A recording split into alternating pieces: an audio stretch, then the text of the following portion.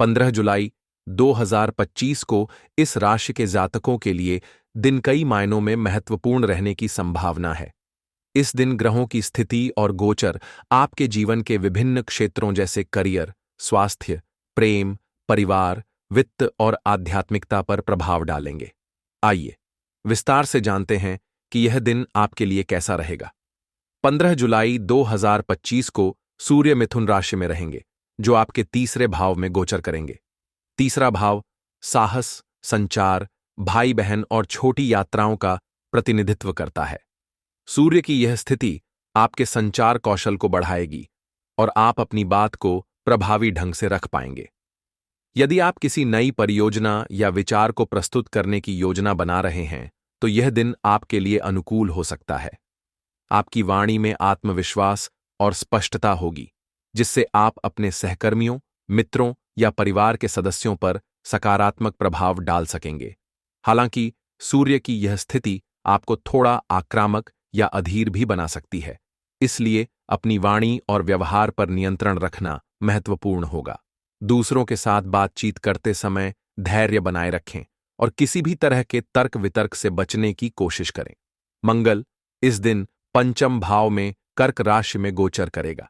पंचम भाव रचनात्मकता, प्रेम, संतान और बौद्धिक कार्यों से संबंधित है। मंगल की यह स्थिति आपके रचनात्मक विचारों को बढ़ावा देगी और आप अपने कार्यों में नई ऊर्जा और उत्साह का अनुभव करेंगे। यदि आप कला, लेखन या किसी रचनात्मक क्षेत्र से जुड़े हैं, तो यह दिन आपके लिए विशेष रूप से उत्पादक हो सकता है। आप नए विचारों को लागू करने में सक्षम होंगे और आपकी रचनात्मकता को सराहना मिल सकती है। हालांकि मंगल का कर्क राशि में होना थोड़ा कमजोर माना जाता है, क्योंकि यह मंगल की नीच राशि है। इस वजह से आपको अपनी ऊर्जा को सही दिशा में लगाने के लिए अतिरिक्त प्रयास करने पड़ सकते हैं। भावनात्मक रूप से भी आप इस दिन थोड़े संवेदनशील हो सकते हैं, खासकर प्रेम संबंधों या बच्चों से संबंधित मामलों में। बुध, जो संचार और बुद्धि का ग्रह है, इस दिन कर्क राशि में आपके चतुर्थ भाव में गोचर करेगा। चतुर्थ भाव घर, परिवार, माता और मानसिक शांति से संबंधित है। बुध की यह स्थिति आपके पारिवारिक जीवन पर ध्यान केंद्रित कराएगी। आप अपने परिवार के साथ अधिक समय बिताने की इच्छा महसूस करेंगे और घरेलू मामलों में आपकी रुचि बढ़ सकती है। यदि आप अपने घर को सजाने, नवीनीकरण करने या कोई नया सामान खरीदने की योजना बना रहे हैं, तो यह दिन इसके लिए उपयुक्त हो सकता है। हालांकि 18 जुलाई से बुध वक्री होने वाला है, जिसके प्रभाव इस दिन से थोड़ा पहले ही शुरू हो सकते हैं। इस वजह से आपको अपने निर्णय लेने में सावधानी बरतनी होगी। कोई भी बड़ा निवेश या महत्वपूर्ण निर्णय लेने से पहले सभी पहलुओं पर विचार करें। परिवार के साथ बातचीत में भी गलतफहमियां होने की संभावना है, इसलिए स्पष्ट और शांतिपूर्ण संवाद बनाए रखने की कोशिश करें। गुरु बृहस्पति, जो ज्ञान, समृद्धि और आध्यात्मिकता का ग्रह है, इस दिन मिथुन राशि में आपके तीसरे भाव में गोचर करेगा। गुरु की यह स्थिति आपके सामाजिक दायरे को बढ़ाएगी और आपकी लोकप्रियता में वृद्धि होगी।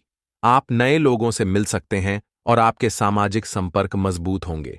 यदि आप किसी सामाजिक या धार्मिक आयोजन में भाग लेने की योजना बना रहे हैं, तो यह दिन आपके लिए अनुकूल रहेगा।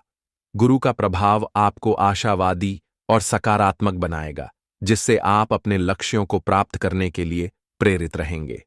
यह समय आपके लिए नई चीजें सीखने और अपने ज्ञान को बढ़ाने के लिए भी अच्छा है।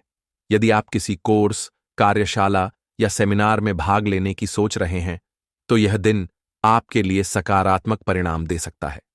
शुक्र, जो प्रेम, सौंदर्य और विलासिता का ग्रह है, इस दिन कर्क राशि में आपके चतुर्थ भाव में रहेगा। शुक्र की यह स्थिति आपके पारिवारिक जीवन को सुखद बनाएगी और आप अपने प्रियजनों के साथ अच्छा समय बिता सकेंगे।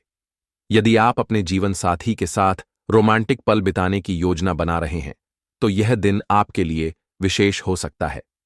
अविवाहित लोगों के लिए भी यह दिन प्रेम संबंधों में प्रगति ला सकता है। आप किसी खास व्यक्ति के प्रति आकर्षित हो सकते हैं और आपकी भावनाएं गहरी हो सकती हैं। हालांकि शुक्र का प्रभाव आपको विलासिता और सुख सुविधाओं की ओर भी आकर्षित कर सकता है, इसलिए अपने खर्चों पर नियंत्रण रखना महत्वपूर्ण होगा। शनि इस दिन कुंभ राशि में आपके एकादश भाव में गोचर करेगा। एकादश भाव लाभ, मित्रों और सामाजिक नेटवर्क से संबंधित है।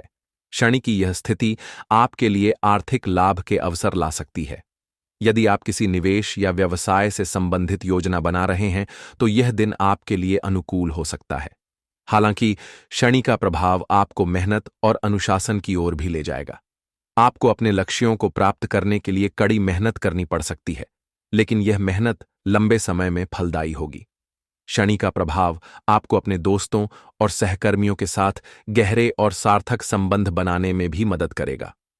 राहु और केतु, जो छाया ग्रह हैं, इस दिन क्रमशः आपके 11वें और 5वें भाव में गोचर करेंगे। राहु का 11वें भाव में होना आपके लिए आकस्मिक लाभ के अवसर ला सकता है। यदि आप किसी नई परियोजना या निवेश की योजना बना रहे हैं तो यह दिन आपके लिए सकारात्मक परिणाम दे सकता है। हालांकि राहु का प्रभाव आपको जोखिम लेने के लिए भी प्रेरित कर सकता है, इसलिए किसी भी बड़े निर्णय से पहले अच्छी तरह विचार करें। केतु का 5म भाव में होना आपके रचनात्मक और आध्यात्मिक पक्ष को बढ़ाएगा। आप इस दिन आध्यात्मिक गतिविधियों की ओर आकर्षित हो सकते हैं और ध्यान या योग जैसे अभ्यास आपके लिए लाभकारी हो सकते हैं। स्वास्थ्य की दृष्टि से 15 जुलाई 2025 का दिन